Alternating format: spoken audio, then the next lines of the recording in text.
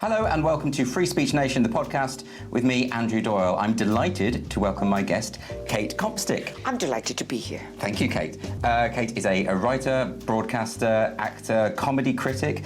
She's been writing for the Scotsman newspaper for 22 years, largely reviewing shows at the Edinburgh Festival Fringe. She's one of those critics whose name, if it is attached to a positive review, can sell out your show. Not if it's a negative review, I should say, because you have a reputation for being quite severe when you want to be. I'm truthful, Andrew. Truth. That's all that matters to me, is getting the truth out there. Do you ever, because I remember in my early days at the Fringe, people told me, they warned me about you and your reputation for being quite severe. And like you say, you just say it as you see it. Yeah. Have you ever had the situation, though, where you've had to be confronted with acts that you have completely annihilated in a review, and then you've had to deal with that situation? Well, very early on, there was a guy threw a punch at me. No. And somebody threw a pint of beer over me, or at me, rather. And this was an act? This was a friend of an act. Okay. A friend of an act. Talk me through what happened there. Well, might even have been my first or second year, and there was a female double act. I also have a horrific reputation for being negative about women. Is that right? Is it justified, this reputation? No, I'm negative about terrible comics, and certainly not so much now, because women, I think women are finding their feet. But early doors, yes, as they say, I just got very tired hearing people talking about tampons and thinking they were right on the edge, the cutting edge of comedy. Yeah. There was an awful lot of women, basically their entire act was "Aren't men terrible?" Right. Some of my best friends, all of my best friends are men, actually. Okay, I'm happy to shoot myself in the foot here. Go ahead, that's what the podcast is all about. Yeah, I know. I do think that, again, it's not happening so much now. Yes. But it is my opinion, and only my opinion, that women think about things an awful lot. They take, I'm generalising, they take things more personally, and they think about it more, and they kind of read things. It's that whole thing of, I've never been in bed with a guy who rolled over, propped himself up on his elbow and said, "What are you thinking?" But kind of women do it quite... I don't think it's that controversial to say that there are general differences between men and women, and that could translate into comedic styles. But I think, because when I was growing up, most of my favourite acts were female. There were people like... Really? Joan Rivers? Yeah, Joan Rivers, but people like Victoria Wood, French and Saunders, the mainstream people, Roseanne Barr, Madeline Kahn I used to love, Rita Rudner. So all the people I was watching as a child were largely female, actually, on TV and things. So I never really got that. But maybe the comedy circuit is a different beast. I think it was when women started coming through, as it were, and it was a big deal to be a woman comic, because we didn't have that backstory that they have in America of the Borscht Belt and those variety stages where the Joan Riverses and all that lot cut their teeth, and also the bigger part of female comics came through with alternative comedy. Yes. And so it didn't have that stand and deliver approach, again, that the Joan Rivers and whatnot did. I'm a huge fan of Joan Rivers, and I remember practically every time someone in the new wave of comedy spoke about, she delivers like a man, that's a bad thing. Yeah. Now, I kind of think that straight stand-up, don't mean that in a sexual preference. I didn't interpret it as such.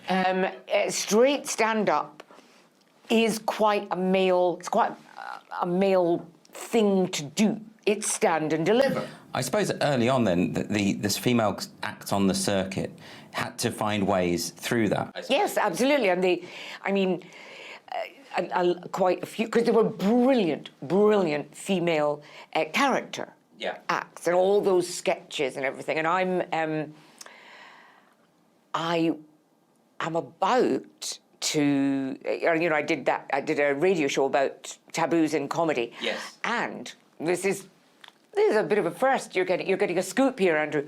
Okay. I was talking to the Beeb about doing a kind of exploration of the argument that stand-up is killing comedy. Okay, that's very interesting. And especially at the Edinburgh Fringe. Well, at one point, there was all kinds of comedy. Yes. Sketches, all sorts. Comedy this, comedy that. Comedy could be an addendum to another skill. Yeah. And there were double acts and all fun stuff. Yeah. And comedy was just about laughing. Yes. And again, if you look historically at comedy at the Fringe, when the first comic shows came to the Fringe, they weren't stand-ups. They were sketch groups and all kinds of weird, and comedy magic and all kinds of stuff, but not stand-up. Yes. And bit by bit by bit, stand-up has taken over. So now, when somebody says stand-up, when somebody says comedy, you're going, bloke with a microphone or person with a microphone. I mean, it very much has at the Fringe, hasn't it? Totally Fringe, and it's not just the thing that is stand-up. It's the attitude that comes with stand-up, yes.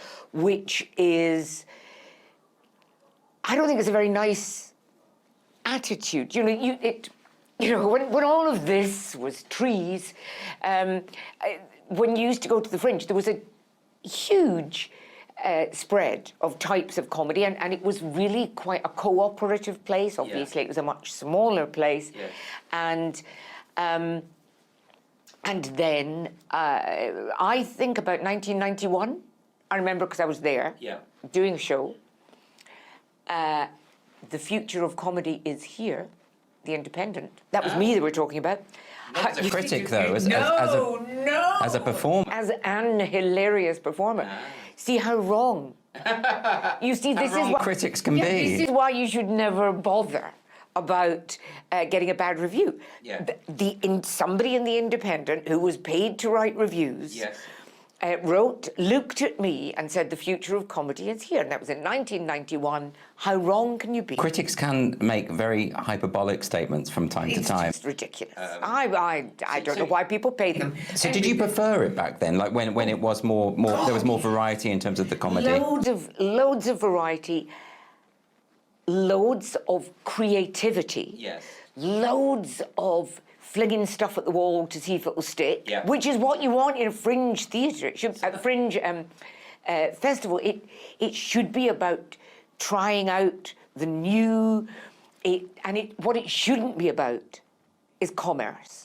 Obviously, you've got to... It absolutely is. I mean, people now call the current Edinburgh Festival Fringe a kind of trade fair, where various agents and agencies take up their acts, but they make sure they preview them to death. So they make sure that it's the first date at the Edinburgh Fringe Festival is the most polished, slick, commercial thing.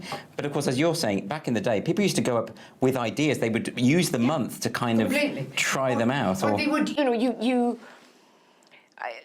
any of the times that I went as a performer, you would do a preview. You'd do kind of like, because it was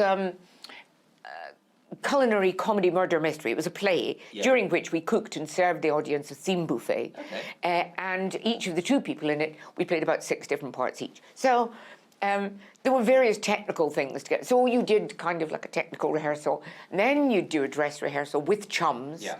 And obviously, if at that point they went, this is shit, then it was ever so slightly too late. But then you would go up, and part of the buzz was going out there for the first time and going, this might be dreadful. Absolutely. But I think the reason why people become terrified of bad reviews is because of the commercial ramifications of that. It certainly wasn't. This is the other thing. There's a difference between everybody always, there's the cliche that people go up to the Edinburgh Fringe to get drunk, to get famous, and to get laid. Yeah. And not necessarily in that order. Yeah. And that was absolutely true. And 2 out of 3 was considered not bad. Yeah. And most people didn't get famous, but you kind of, it was more a playground. And even the professional people from BBC and whatnot, they were much more relaxed, and they would come and see your show because a friend of theirs had said you were marvellous. Yeah. Much more relaxed. And people did. They would go, ooh, we've got a pilot on. You quite often at Radio 4, and I didn't know anyone who knew anyone who had any kind of PR, because there was this feeling that if your show was any good, word gets about. Well, I remember you actually, a few years ago, you made a statement saying that any act that didn't have PR, couldn't afford PR, you would prioritise. Absolutely. Oh yeah, and I put my email address, everyone's got it now, I think, yes. Because a lot of people can't afford it. It's so expensive, of course they can. And often not worth it, by the way. And exactly.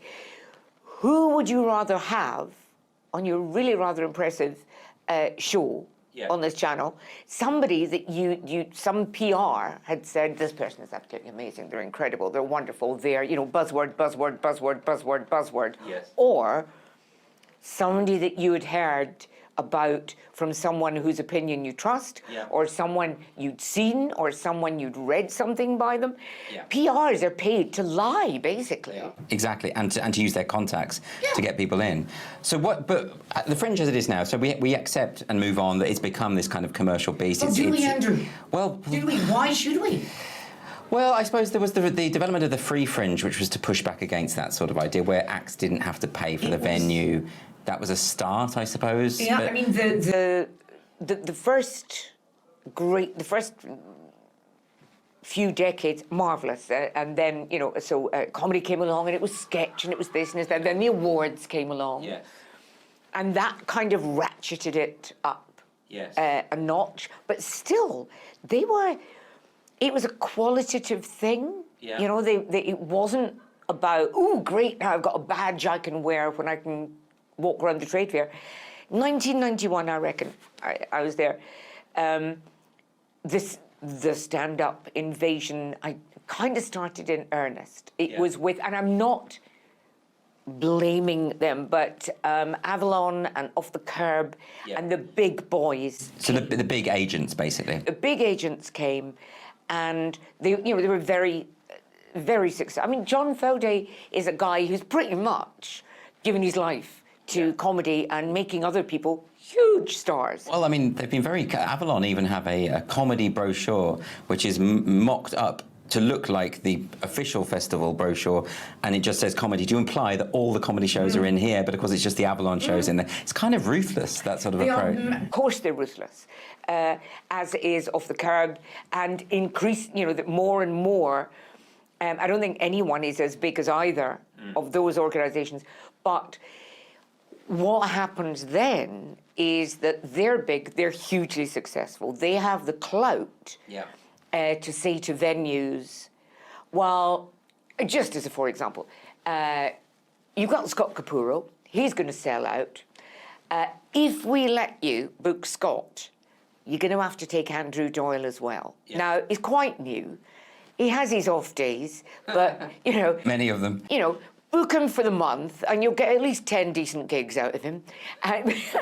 But if you say no to Andrew, you're not getting Scott. Right. So they bring their own acts through in that way. They bring their own through act, which of course is good for the acts. And bit by bit, people see.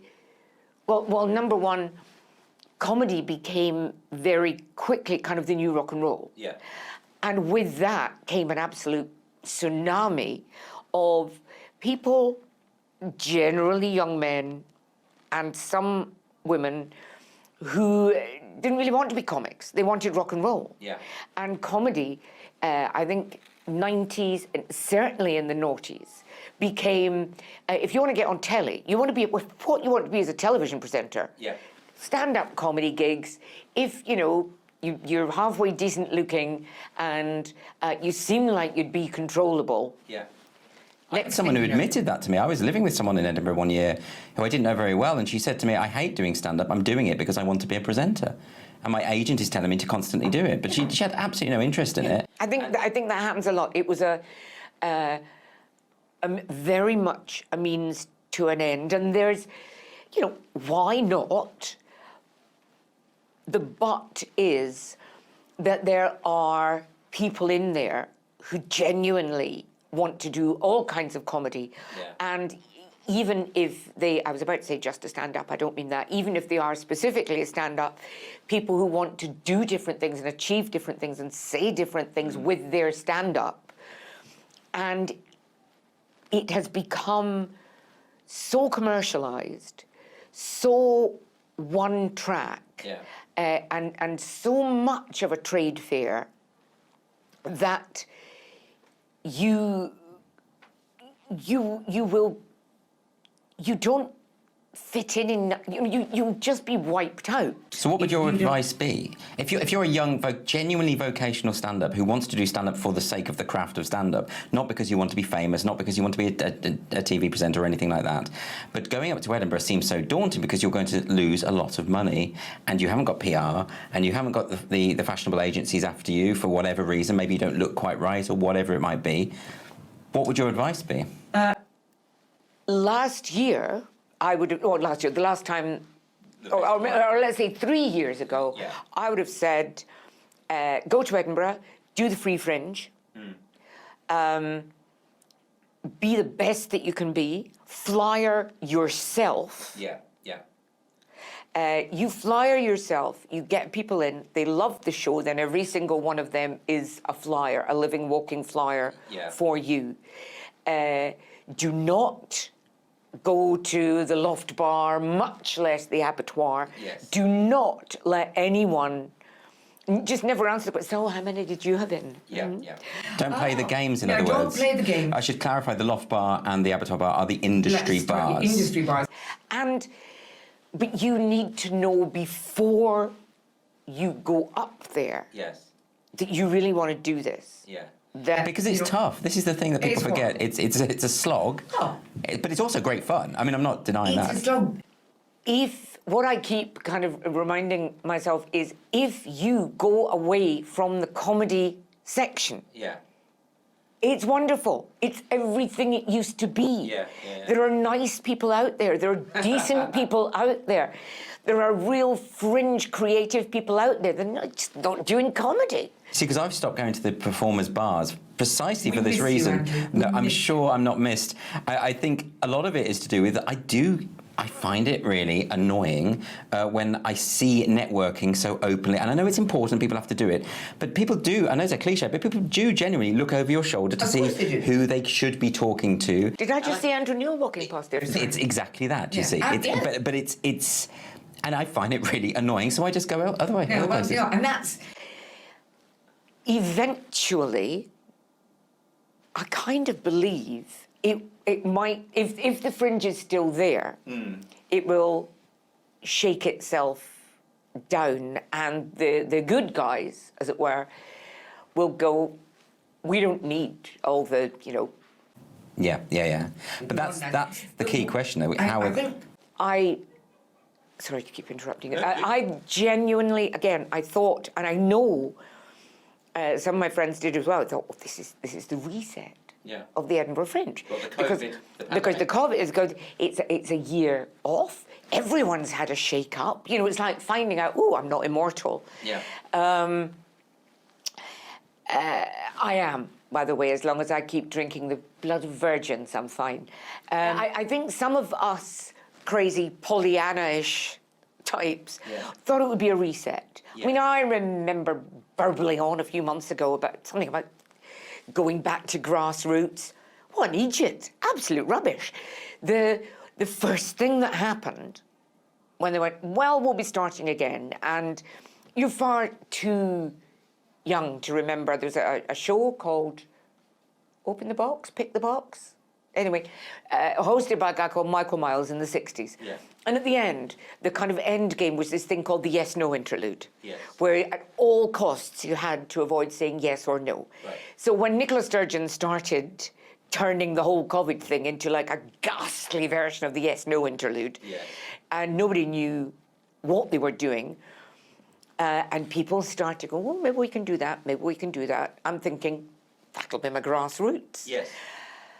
And then, of course, the Fringe Society, I'm not sure if I could, even on a podcast, Andrew, say what I think about the Fringe Society. Well, anyway, don't give them your money. Really? Okay. It's £220 even this year with no brochure. Yeah, so this year it is it's a scaled down version of the Fringe, isn't it? That's what it is. But what? I'm asking you as a comic, as a journalist, as an intelligent human being, and as someone with his finger on the pulse of the comedy industry across the board. And of course, in Edinburgh, it is the biggest. I don't know that it's the best anymore, but the very first tickets, when they put out those headlines, first comedy tickets at Edinburgh Fringe go on sale. Yes. Live Nation. Yeah. Well, Live Nation. They own the O2 arenas. Yes. That's what they do. They do arena. They are a global brand. They started in America, and they're everywhere. And what the dickens are they doing at the Edinburgh Fringe? Well, it doesn't seem very Fringe, does it? That's the point. I'm glad you picked up on that, Andrew. When you go there, though, you do. I mean, I even in terms of my own experience of it, it's changed immeasurably, and I think now it is so corporate, and even clearly, as you've just pointed out, the pandemic hasn't resolved that really. So how can we change it? How can we re-energize that kind of exciting, exuberant, try out, knockabout quality? What you're saying is you'd like me to take complete control of the Fringe, isn't it? Took control of it, it would change, wouldn't it? That's the diplomatic. Number one, no venues over 400 seats. Okay. 2,000 seats, that's not a Fringe. Well, you know what that does is that these big names come into those massive venues and suck away all the audience, potential audience from other people. And part of the joy of the Fringe is surely seeing someone you have never heard of in some tiny venue, down some alleyway, and just giving it a go. And sometimes that can be really incredible. Sometimes it can be awful. No, I remember the very first time on the recommendation of a friend, I went to see a young kind of acid queen comic called Andrew Doyle. Nobody knew who he was. Brilliant. I mean, and I think I was in it was a back alley. Yes, it was a back alley. Yeah. And then we went and did the show. No, sorry. It was, and you were, I remember you were nervous, and it was and you'd been taking, that was the other thing. You were getting advice from various other That was comics. one of the good things. So I got advice from Scott Capurro, and lots of other comics around the Stand, particularly. The Stand is a comedy club up there. And that was one of the good things about it. You can't really do that when you're in a bar full of producers all networking with each other, and that sort of thing doesn't really... I don't know how it happens, to be honest. No, because... And if they do give advice, I would be willing to bet that the next... Whoever it is that they've seen over your shoulder that they go and talk to, they'd be like... Just been talking to Andrew Doyle. I mean, he does not know what he's doing here. Well, there would be some truth to that. He said to me, how can you tell if there are no stand-up comics who talk like that, by the way. But anyway, so I'll talk. But, the way, just talk to Andrew. Hasn't got a clue what he's doing. Don't know what he's here. I knew he'd come up too soon. It's... Coming up too soon, that's the other thing. Is this idea that everything must be perfect and polished before you go there. And actually, like you say, that's not what the Fringe really is about. But also, it is... I know there's various things I shouldn't... Can I say balls? Yes. Oh, marvellous, thank you. It's kind of regarded in comedy terms like when your balls drop. It's your puberty. Right. You go to Edinburgh, tragically, it seems like nobody can see past doing an hour. It used to be that some of the most fantastic names, they did a split bill. Yeah. 3 comics doing 20 minutes each or whatever. Wonderful. They could all do their best stuff. They could support each other. You kind of put each got a shot at being the headliner. I produced a thing with Mitch Benn and Hal Cruttenden and a wonderful guy who Aberdonian chap who doesn't do stand-up, Mitchell Anderson. He doesn't do stand-up anymore. He's very funny, genuinely funny.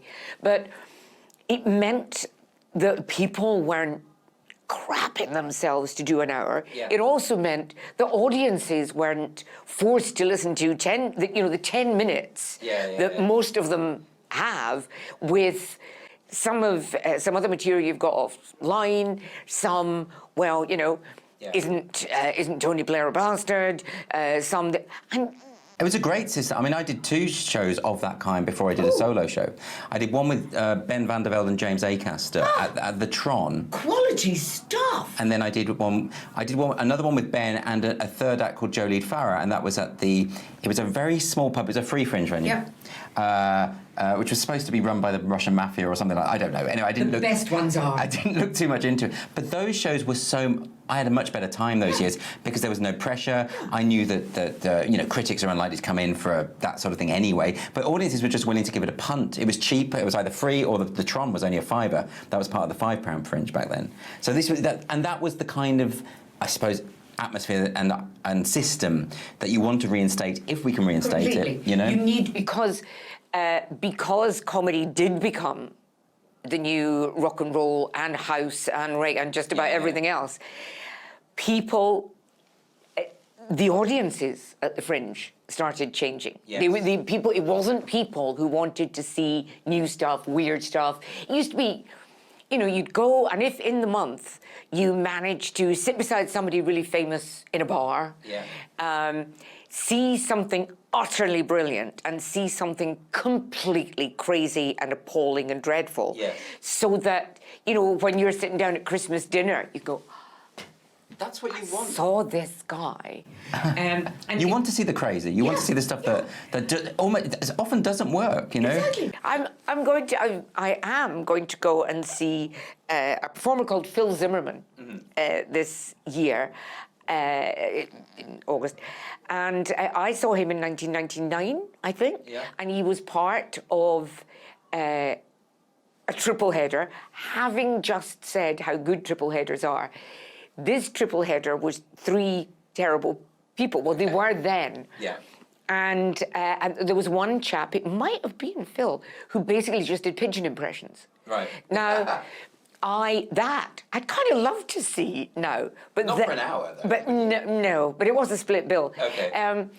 And then, at that time, I don't know, I wasn't ready for it, but I wrote in the review, I would rather have my ovaries removed through my ears without benefit of anaesthetic than see any of these 3 comedians again. Now, this was what I was talking about when you could be quite severe, right? That's quite a... But that sold their show out. They got more people going, oh my God, it must be terrible. And Phil still uses it on his poster. Brilliant. So you're going to go back and see... So I'm going to go back and see him. He no longer... He's still weird. But now I have developed a massive taste for weird. I think it's... Because it's rare, right? Yes. I think it's 2 decades of people just doing same old, same old. Well, part of this leads into what I wanted to ask you about, which is your show on BBC Radio 4 about taboo, about comedy and offence. And you're talking to all sorts of comedians in that show about the parameters of comedy and all the rest of it. And I think what you're sort of describing there is comedians playing it safe a bit too much, because they, in a sense, they don't want to do the crazy stuff that could get them into trouble, because why torpedo your own career like that? I mean, I think there's 2... The comedians who, like the girl you were talking about, there are so many comedians now who don't really want to be comedians. They want to be famous. They want to be rich. They want to be him off the telly. And ideally, they want to be, I don't know, hosting some kind of panel show or the Great British Bake Off or whatever. And they really don't have it in them to do anything, you know, the wilder shores, because nobody know.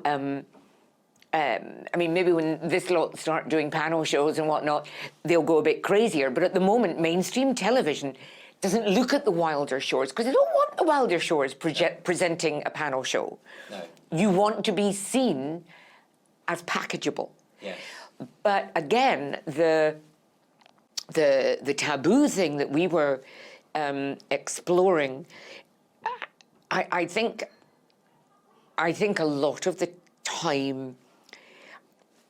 I think some of the more out there comics are just not going to get a television gig. No, that's and I think that people do worry about... Well, the thing that has changed everything, more than the fact that the very young grow up without a shell. Yes. You know, they're like little baby turtles. Yeah. And so just about anything can hurt them.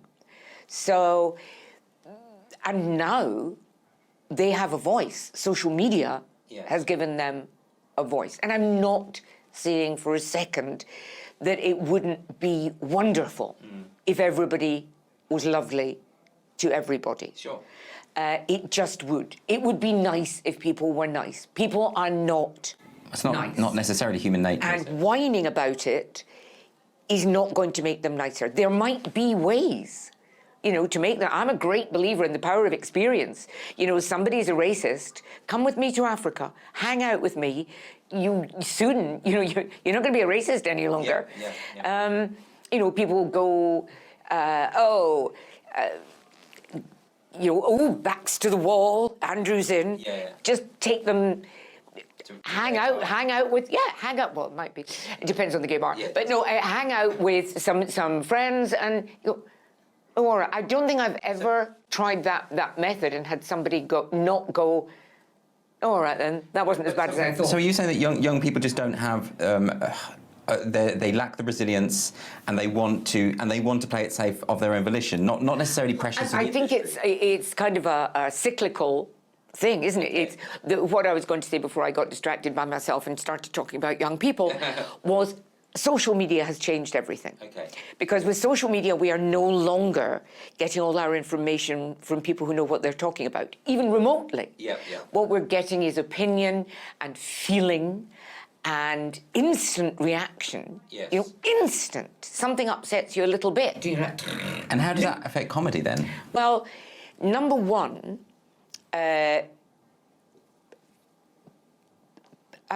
Twitter can destroy a comic far quicker than any critic can.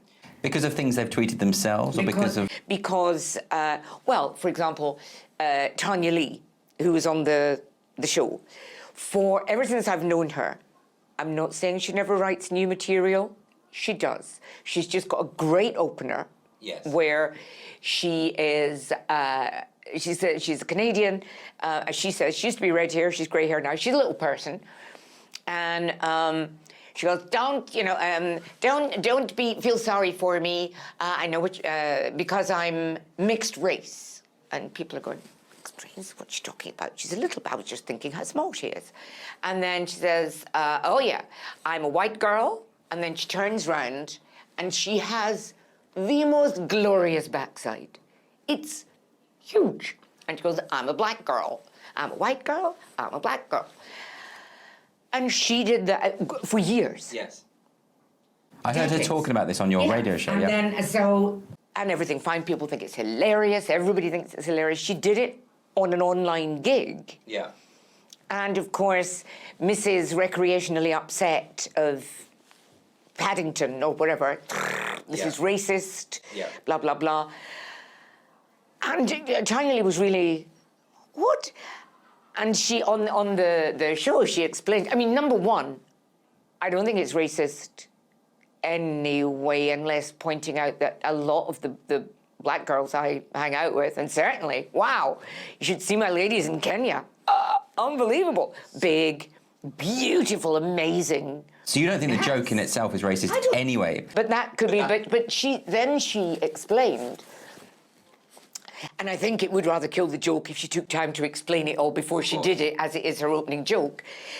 When she came down from Canada, she lived in San Francisco for a while, and she'd never been anywhere that was as racially mixed as that, because she came from white bread, you know, Canada. And she, of course, all her life people have pointed and going, oh, look at you little.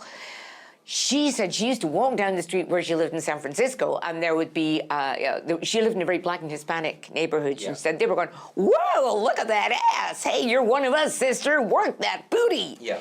And she was like, oh, my goodness.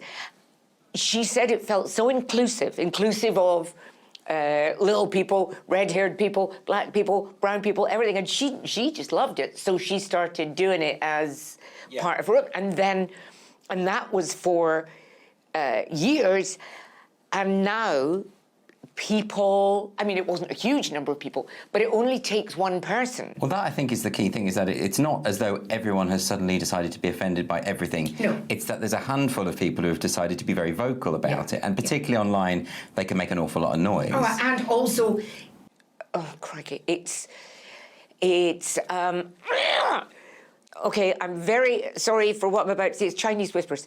I don't know what the PC term... I think Chinese whispers is okay, isn't it? Is it? Oh, I don't know, but it's that thing of passing on, and every time somebody says it, it gets a little bit more, you know, like the joke is, and in the battlefield, the commander says, sends a message, send reinforcements.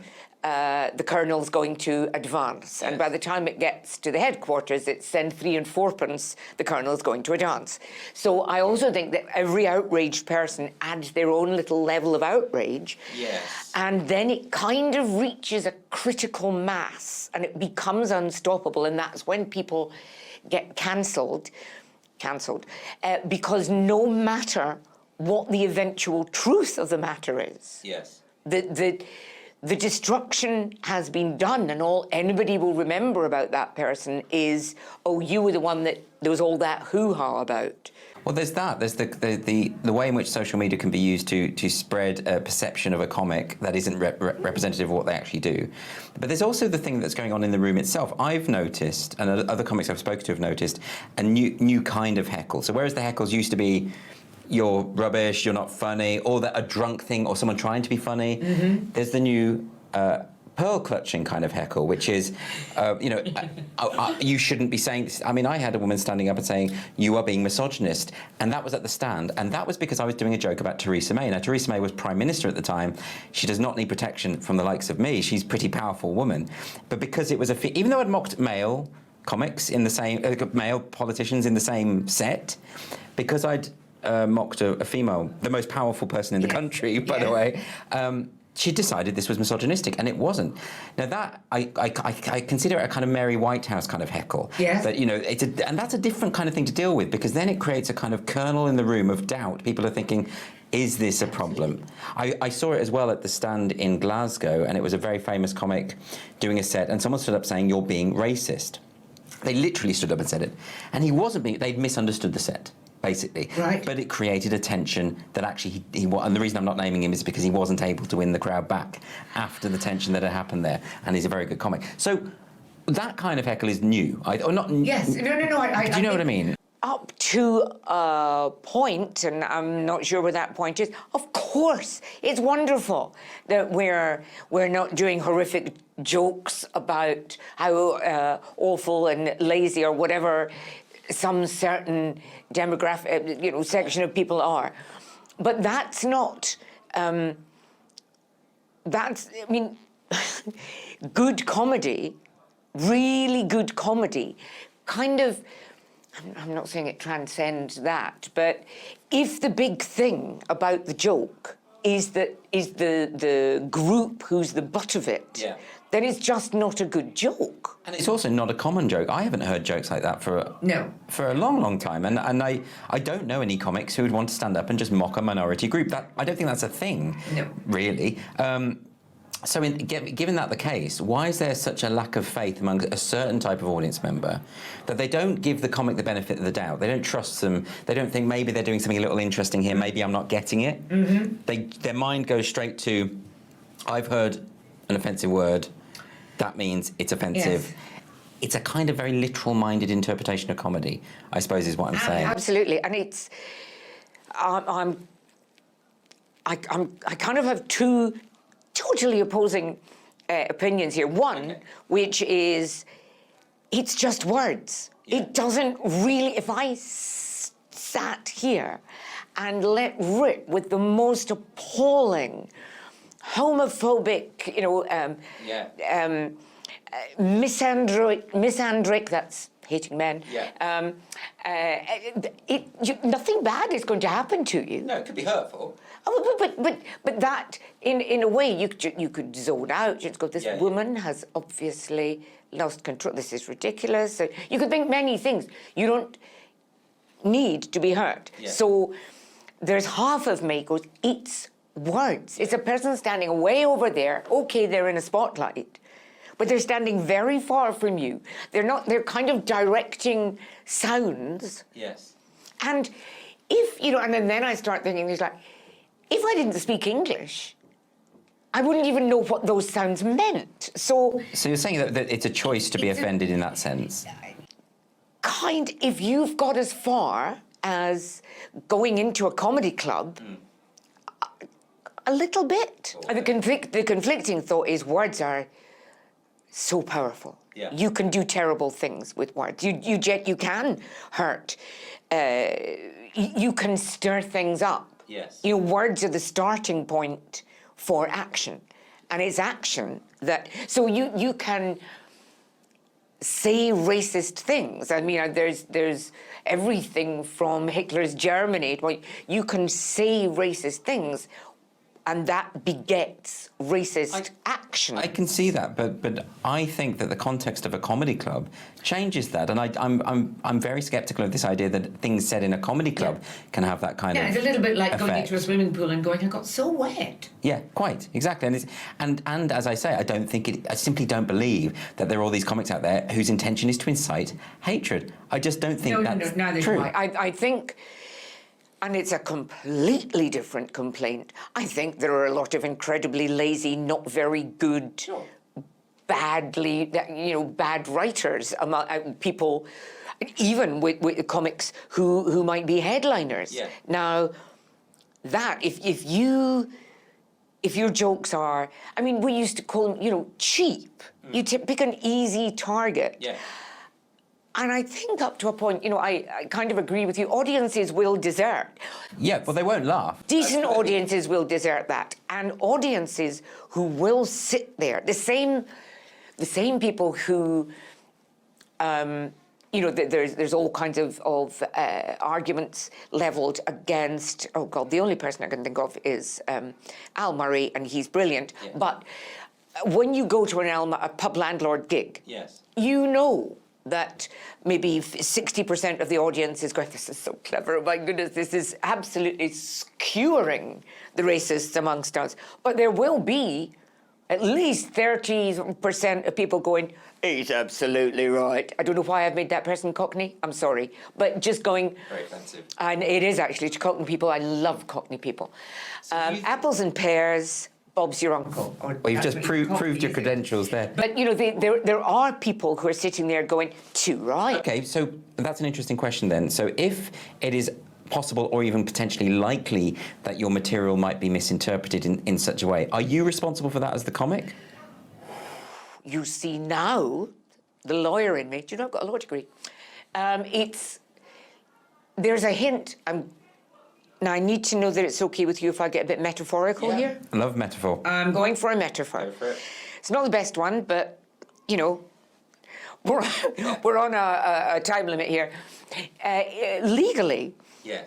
If you hit someone on the head, 9 times out of 10, the worst you could be charged with is assault. Yes. Because you've hit someone on the head. Now, the 10th person might be one of these people with... in the legal thing, they call it eggshell skull. Yeah. So, hideously, you hit somebody on the head, the eggshell skull is crushed, they die, writhing in agony, blood everywhere. Yeah. Now, the law says it's your fault. It's not the fault of the person with the eggshell skull, because you were doing, you should have in your mind but this, I know Andrew's being very irritating and I would really like to smack him in the face, but he might have an eggshell face. Yes. This is where the metaphor falls down, isn't it? Because now we're talking about comedy, we're talking about words. You don't like my metaphor? Well, no, I think it's a great metaphor, but it goes back to that point that you were saying, that actually words are not the same thing as violence, and we are living at a time when people think the two things are the same. I was up against the wall there, Andrew. I was plucking metaphors out the air. But no, you're right. And I don't know, and I know that there are comics who play with that. Yeah. And I know that earlier, I remember something that used to irritate me about, and again, the only one that springs to mind is Ricky Gervais, who used to do material, always being ironic. And, God, well, that's really a belt and braces thing, because you get to say the horrible thing, and then you end it, you tag it with, I was being ironic, which gets you out the doo-doos. But that's a good example, because I've spoken to Ricky Gervais about this, and he makes the point that he is able to defend. But it's just true. And he is able to defend every joke he makes. And his jokes are thought through. Yep. And he's not trying to attack groups, but they are often interpreted in that way. Yeah. But are you suggesting then that there are comics who will hide behind humour in order to do that? Because my point is, again, I don't know who these people are. I'm struggling to think of an example, and maybe they used to be the case. And maybe. You're saying I'm old, Andrew. No, but maybe you know what I mean. You're saying that's it. Ageism. I'm out. Well, people used to say this about Bernard Manning, didn't they? That what Bernard Manning was doing was attempting to do exactly that. Well, firstly, I did for a very short time. I did stand up, bits and bobs. I was dreadful. I was awful. You know, the lights were on, there was nobody at home. I had no idea who I was or what I was doing, but one of the things that I knew was that women didn't talk dirty. So, and a lot of the early gigs I did were in, like, working men's clubs and whatnot. Yes. So, I could just do, knob gags and jokes about sex and kind of borderline offensive stuff, and know that people would be going, oh my God, I can't believe she said that, she's a woman. Right, okay. So I do think sometimes, and it in the 80s, certainly, pretty much all you had to do was stand up and go, Thatcher. Yeah. And, oh, yeah, standing ovation. And I think that there are trigger words and concepts and that, you can kind of, like a little firecracker, that you think, oh dear, this isn't going well. Oh, we'll do the paedophile joke. Yeah, yes, exactly. And I 100% understand that to 99% of people in the surrounding area of here, a paedophile joke is just a paedophile joke. Yeah. 1% of people will either have been abused when they were a kid or no. And I have no idea how horrible that must feel. Yes. To not just to have the kind of concept thrown up at them, but to have people laughing. Now, I have no idea how to fix that. Well, but you can't possibly guarantee that something you say as a comic isn't going to have that effect on someone, because it doesn't have to be something as severe as paedophilia. It could be absolutely anything, really. Then we're back to, wouldn't it be wonderful if everything was lovely, but it's not? But comedy's drawing attention to the fact that it's not. And therefore comedy often delves in those areas precisely because it is I suppose, partly a reminder of why we behave the way we do. It's partly a reminder of why there are things we don't say in polite society. Because it's not the role of the comic necessarily to be polite. But again, as a good comic, Andrew, you're making the mistake of, not mistake, but good comedy, absolutely. Yes. I see. So you're saying there are lazy people who just... Yeah, who fling it in. And again, that's partly a function of the fact that there are so many people now, I think, who are into especially stand-up. We're back to stand-up. I've never really seen a sketch comedy troupe or a double act or any kind of evolved comedy be accused of any of these things. It's stand-up. It's stand-up. That's true. I can't think of any... Exactly. It's bad stand-ups. And it's because... I'm getting on a roll here. No, and it's... I think I'm saying something quite interesting. And it's because... Again, a lot of people are in stand-up not because they want to be stand-ups or because they've got anything good to say, because they want to be famous, they want to get laid, they want to be impressive, they want to be whatever. Yeah. And they're doing it badly. Right. And yet again, I've got no idea what the solution might be. I think we agreed that good comedy, decent, when I say decent, I mean well-made, well-performed comedy, very often is there for a purpose. And if that purpose is not pure laughter and enjoyment and making you feel all warm and fuzzy, then it's saying something. And it's important that it's allowed to say things, even bad things. Well, then that's one of the things that we could do, is try to cultivate a society where we don't attack comics who take risks, I suppose. Good comics who take risks. Yes, and sure. That's, this is where the huge, how can you have real quality? It's like, we're back to the Edinburgh Fringe again. There's no quality control, which means you get an awful lot of dreadful cack. You do. You find the gems, and the gems, if they're not known gems, would never be there if it wasn't come one, come all. Well, I go back to that point that part of the fun of the Fringe is that some of it is going to be absolutely dire, and that is part of it. I'm very happy in a Fringe. Yeah. I'm delighted with dire. Yeah. I'm a fan of it. Somebody is honestly giving it their all. I'm a huge fan of dire. Yes. As soon as I can assume, I'll leave it to you to put me in charge of the Fringe. No venues over 400. Yeah. No PR. No management. And this is a trickier one. No smug bastards. I think that's absolutely impossible, given what I know about the comedy industry. That's never going to happen. Okay, so that's another. So you've basically solved the Fringe. I want to talk about something a bit closer to London now, which is what's happened with Chris McGlade. Okay. So Chris McGlade is a stand-up comic who performed at the Edinburgh Fringe. Mm-hmm. The show transferred to the Soho Theatre. Mm-hmm. It was very successful. Mm-hmm. So the reviews were great. Standing ovations, all the rest of it, and now it's been pulled by the Soho Theatre for the second run, and they say it's because of an offensive element to the show. So what are your initial thoughts about that?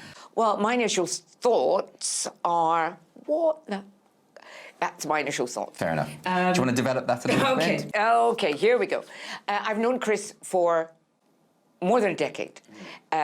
Chris is, I don't know whether he mentioned he's working class. Yes, he does bang on about it a bit, doesn't he? He used to do the clubs, all of that. So his approach, his performance style, all of that is that. He's done all his shows. The first time I saw him, I was in an audience of 2 in the Edinburgh Football Club's social club. During the Fringe? During the Fringe. in this ghastly bar with, the sticky floor bars. Yeah, I know them well. The smell of stale beer and despair. And he's always had the same... He is literally the most in-your-face comic. I'm going to move now. But pretty much everything he says is said there. And you see people go like that. There is absolutely nothing comes out of Chris's mouth which is, for effect. Yes. Although he does bang on about being from Redcar, working class. But this new show wasn't about that. This new show was, and he's done 2 or 3 shows in Edinburgh, all very much in your face. This one, he started doing, social media. He started getting a thing about doing live stuff because it comes from the heart and the gut, poems. Yes. And then he did this show in 2019, which is called Forgiveness, and it was about his finding a way. It sounds very serious and mopey. It's not. To forgive the guy who murdered his dad his dad was horribly, I don't know if there's a way to be nicely murdered, but he was horribly murdered. Brutal. Very brutal.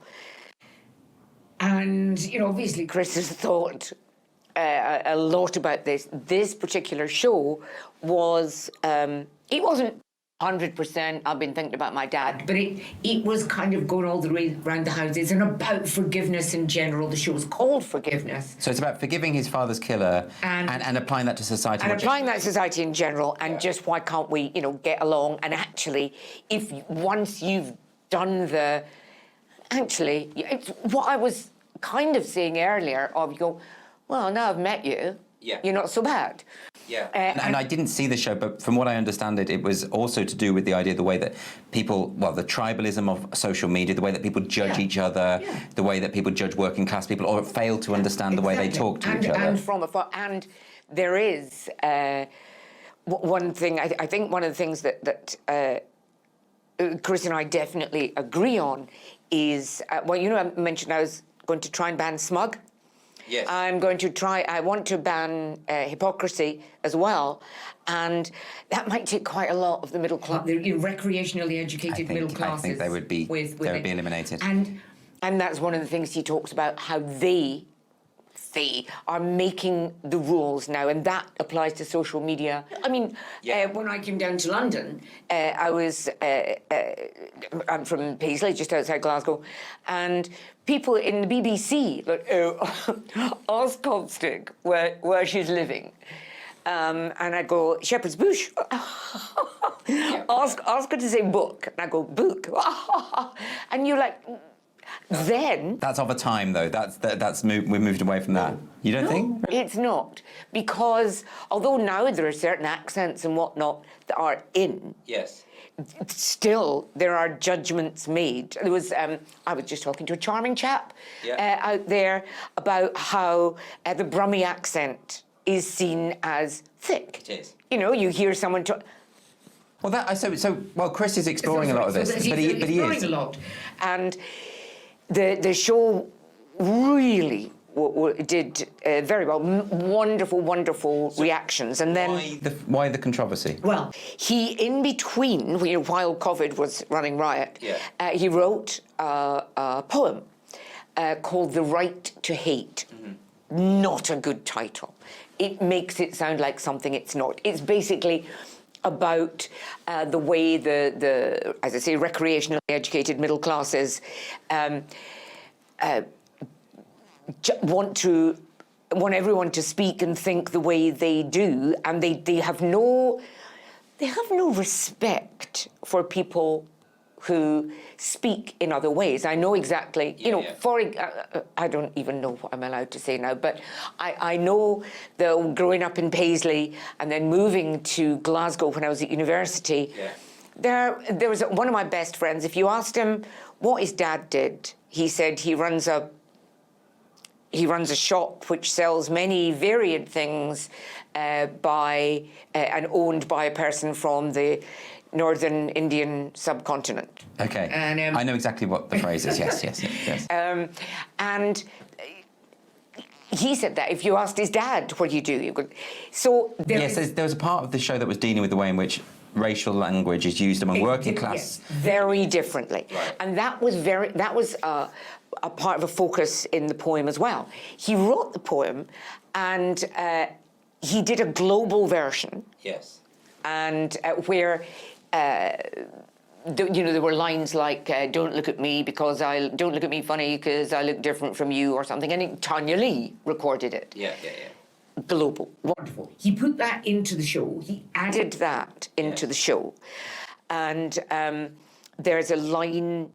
There are a couple of lines with the P word for the shop owning.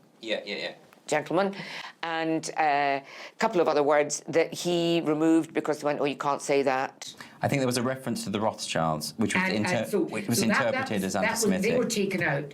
Yeah. And then there was a line that said, if I along the lines, I'm paraphrasing, if I say that the Rothschilds can affect the way stocks and shares rise and fall in the world, it's true, and I'm not saying that because they're Jewish. I'm saying that because they've got more money than God. That's a massive. Yeah, but the point is, he was explaining what he was saying within the context of the poem. He did specifically say it's about them having a load of money. No, and the Soho had booked him for a second run, that extended run with this poem in the middle, with the bit about the Rothschilds, and it was I think something like a week's notice. They phoned him up and said, "Show's been pulled," and he was devastated. He was with his manager, Mike Lee, and I think got in touch, and Soho Theatre were adamant. They had a board meeting to discuss it further, and Chris said, "I'll take the whole line out, because I took lines out for you before." So it was resolved, really? And they went, "Well, no, that's not good enough." I don't know why. I said, "That's kind of not good enough.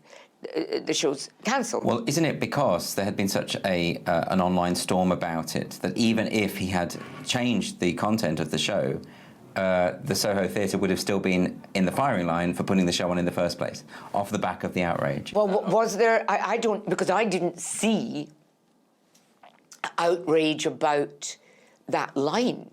Well, I could be wrong about that. I thought that there was some, and that's what the Soho were responding to, but I could be wrong about that. You think it was a complaint from within? I think it has to have been a complaint from, because I've never seen anything online complaining. Certainly not. I mean, I know there were some people who were in the earlier version worried about the use of the P word and what. But there was a Conservative MP retweeted the poem and had to take it down and apologise because of that line. So that's an example of So that was during the furore, and that's why I think there was some pressure from externally as well, and that's why I think. I mean, I spoke to Chris about this, and he said that he felt that the Soho were as much a victim of the cancel culture as he is, and I'm not sure I agree with that. I'm not sure I agree with that either. Well, if they are, then that's very frightening, because that would mean that they genuinely believe that if they'd put the show on, they would lose funding. Yes, I think that could be part of it. And that's terrifying. Yeah. That's not just shutting down, did you know he was working class? Comic. Yeah. That's a major world-renowned, gosh, I didn't know that, and if that's true, I'm very shocked, and I'm also sad that the people who run the Soho Theatre would... different if they agreed. Yeah. You know, if they thought... But surely they should be standing up for artistic freedom anyway. Absolutely. You know, I thought they did. Well, I thought they did, and there was a bit of me, and I have nothing to substantiate. This is just my thought. Yeah. I thought if somebody important had said to them, "Don't like that," then some strange, loud, working-class bloke from Redcar, who's basically a part-time stand-up comic, is easier to get rid of with very little fuss than to risk going ahead. And again, that's scary. And that proves part of the point of his show. Absolutely, totally. I mean, I don't know if that's true, and... Well, we can only ever speculate about why they made... what is it? Unspoken bias and whatnot, and... Yeah, but I think the principle stands that the theatres in particular and venues should be standing up for the rights of their acts, to push boundaries and do whatever they need to do in terms of artistic expression. And then if it's quite... You have to quite go book a ticket, pay for a ticket, come into the centre of London, get back out of the centre of London. It's quite easy not to see anything that's on, and it's quite easy not to see anything that's on telly. Well, I do think, come back to this, I think if you don't like something or are likely to be offended, the option is always there not to watch it, and that sort of solves the problem, doesn't it? It's why I never succeeded as a stand-up comic, I think. Well, that's a good reason, isn't it? Yes. Well, we've run out of time now, but I do want to, before we finish, I want to mention your charity, because this is your charity, Mama Biashara. Mama Biashara. It means businesswoman. I hate the word charity, but it is a charity, thank you. It just sounds so patronising. But it's accurate, right? Yes, it's a registered charity, and we... Well, why don't you tell us about it and what... No, it's in Kenya. And you spend some time... I went there, it all happened by accident. I work with women who are physically or sexually abused. It's pretty much all poor women in Kenya. Yep. Plus kids. Child rape is a very good friend of mine. When I went, why do they rape the children? Mm-hmm. You know, just little. They went, oh, copy. If I do not like you, I will touch your child. I'm like, really? Okay. Well, that's that explained. Well, it's very disturbing, isn't it? And then there's loads of there's a huge. Basically, if you're very, very poor as a woman, you become a sex worker. Because you've got to, because ultimately your landlord, when you say you can't pay the rent, will go either you're out or you can pay another way. I see. So they pay another way. Which is standard in poor areas. It's been the case in England as well, you know. Absolutely true. Yeah. And thanks to the fact that we rendered the country pretty much rotten with Christianity, that's it. You're beyond the pale. There's still in a lot of communities. There's when a man dies, his brother inherits his wife. There's huge amounts of child brides, all of that stuff. So old-fashioned patriarchal ideas. Oh, massive. Okay. And they think feminists here are hilarious. Right. Hilarious. They call them the pink pen ladies because that's the kind of thing we get worried about. And so... Because they have real problems. Because they have actual problems. Right, okay. And I actually took them some big pink pens. They loved them. They went, do they write? Then it's a good pen. So now I've been doing it for about 12 years and women, they find me, because it's me and there's 4 unbelievable women in Kenya who help, and we get messages and bags of flour and whatnot because in a lot of places, if someone knows you're asking for help, they'll kill you. So I meet the women. They usually now they come in groups because there's safety in numbers, especially if you're an abused woman. And so I meet with them. We've got safe houses all over the place, and sometimes I wear a hijab, which I hope doesn't offend Muslim people, but if folks see an old white woman wandering around, it arouses suspicion. We ask them to come with a business plan, and then I know so much about setting up businesses, selling rice and whatnot, you would not believe. It needs to have a really good going profit. They tell me where they need to go to be safe. We work out what it's going to cost as long as there's a good enough profit. Usually about 12 women. And 12 women usually have about 50 kids between them. So you encourage the women to set up businesses on their own, in other words? We buy. Once we've got a list of they're going to sell this, this is what they need, we buy everything. And then the women, quite often a farm truck, we've also got fleets of guys who work off the books with us. They go to the place where they will feel safe. They start their business. And, women are amazing. They're incredible. Working class, poor women are unbelievable. So the last thing they need is me floating around going, how are you feeling? You all right? And then the money doesn't ever come back to Mama Biashara, but what they do is within the next 2 months, I go and visit them. And I always say, you spoil my money, I will come after you. Right. Which, okay, it's not exactly Oxfam, but...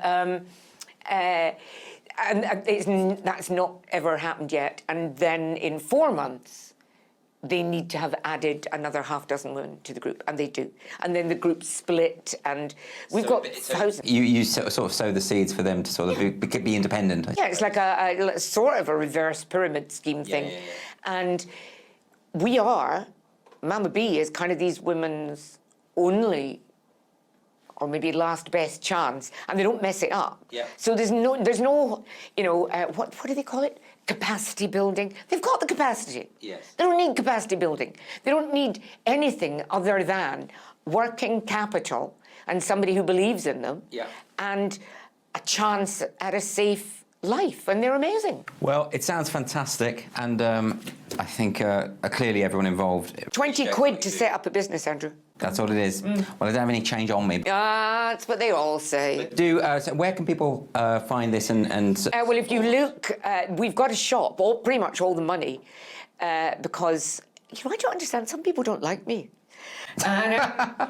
people you've reviewed normally? So we don't have that many big donors, if there's anybody. I think I saw Nigel Farage, he's minted, isn't he? There's www.mamabiashara.com, and then we have a Givey donatee thing, and wonderful.org. So you just go to either Givey or Wonderful, type in Mama B, or come down to the shop, which is in Shepherd's Bush, only if you're going to be nice and buy things. Fantastic. That is Mama Biashara, so do check that out. I love the way you say that. Say it again. Mama Biashara? Is it correct? No, that's correct. Wonderful. Kate, thank you so much for joining me today on the podcast, and join us again next time for Free Speech Nation. Welcome to the GB News YouTube channel. You can watch us live 24 hours a day, catch up on your favourite shows, and join in the conversation in the comments below. Don't forget to subscribe and you'll never miss any of our exclusive content.